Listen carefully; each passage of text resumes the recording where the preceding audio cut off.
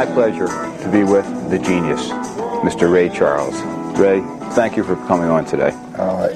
It's all right, but watch your language. I will behave. I promise you. I know that you're a very spiritual guy. No.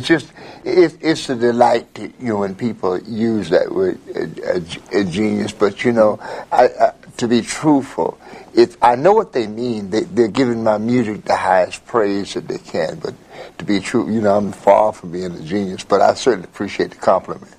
Well, your life has been so diverse, with the ups, with the downs, with the good, with the bad, that when all is said and done, it's those factors that go into a life that do create a genius.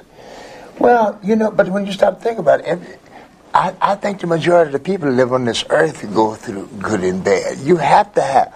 See, everything on this earth, the one thing I discovered is everything, and I really mean everything, has an opposite. There is nothing that does not have an opposite.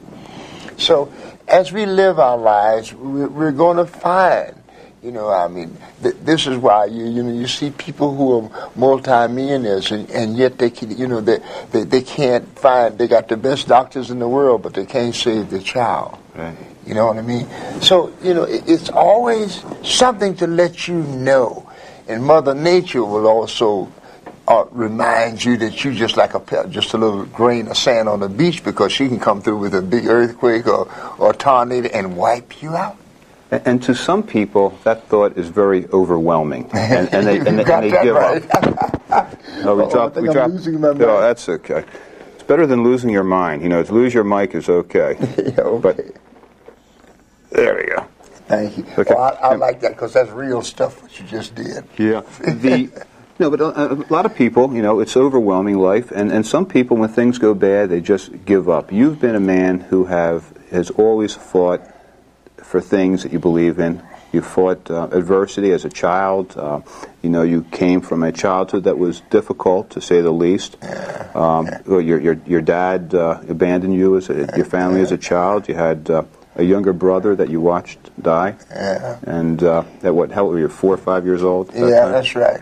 Then you lose your sight, and you lose your mother, and all this sort of thing. Mm-hmm. But you see, that's the left side.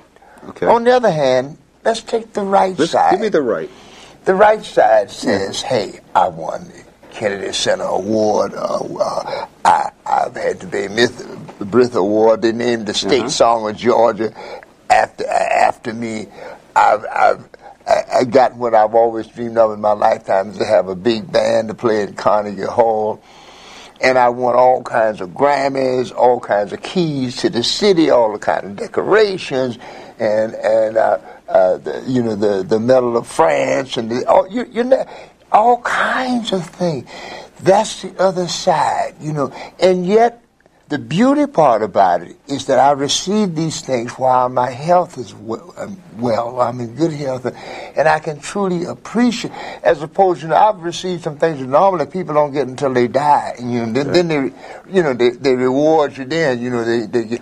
But I've been very, very lucky to be able to sit in the Kennedy Center and enjoy this great award with Lucille Ball and President Reagan and Nancy. As a little kid, you used to walk around with patches on his pants, and yet I've sat down in the presence of 4 presidents of the most powerful country in the world. That ain't bad. Not bad at all. You see, that's what I mean by the left side. And the right. I've had some bad things happening, but what I look at is that the good side has far more outweighed the bad side. The only tough thing that happened to me that was really awful is my mom passing away. Mm-hmm. That almost killed me. At that age? Yeah, I was 15 years old. It almost killed me, really. Yeah. But when you were a kid, overall you had a wonderful life, but when you're going through it as a child, and you're 12, 13 years old, 15 years old, you had to have thought then, boy, why is all this happening to me? Yeah. Well, fortunately for me, though, I was lucky in that I had a great mom. She always tried to instill little things into me coming up. Matter of fact, she used to always say, son, I'm not going to be with you always. You go, and of course, as a child, you figure, what are you talking about, Mom? You'll always be with me. Don't even go that way. Don't. But she would always say, no, but you got to learn how to be independent by it. Because even people who love you, they still have their own lives. You need to learn how to take care of yourself and be independent. Learn how to do whatever you need to do in your life. So I was brainwashed with this thing, I had a lot of coaching from my mom to really prepare me for it. But like I say, when she passed away, I mean, that was such a shock to me because, when you're a child and you love your mom, and my mom and I were almost like one. And so, I was completely devastated. But then once I talked to this old lady, Mom Beck, who was a great friend of ours, and everybody in the neighborhood loved her, she told me, your mom don't want you to be like this. Your mom always taught you to get up, make a way for yourself. Don't sit around here grieving and all. She's gone, but she always told you to carry on. Isn't that what your mom always told you? I said, yes, ma'am. Yes, ma'am. And then I started to crying and stuff. But then eventually I began to understand what my mom tried to teach me. Mm-hmm. You got to find your own way.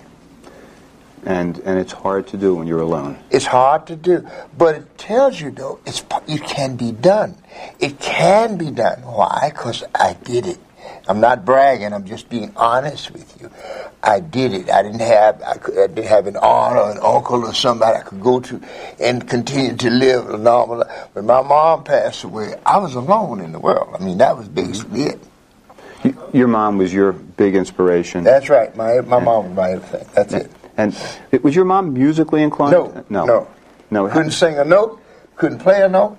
Nothing. It's strange about it. I mean, nobody in my family could play any kind of. I don't know where it came from, but I just always loved music all my life. Ever since I was 3 years old, I just loved music.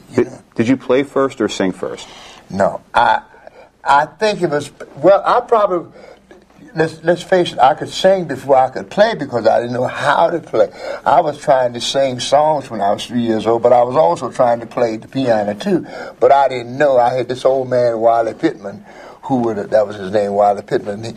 And I'd go and sit on the stool when he'd be playing boogie woogie and hit all the keys, with my fist. And he said, no, kid, that's not the way. Let me show you how to play little melodies. And he showed me how to start playing little melodies with one finger when I was 3 years old. Come out, little play, man, down, ding, ding. I remember very, very, when I was very little, like. But singing, you didn't have to be trained to sing. I could sing whatever I heard. If I liked it, I could sing it. Yeah.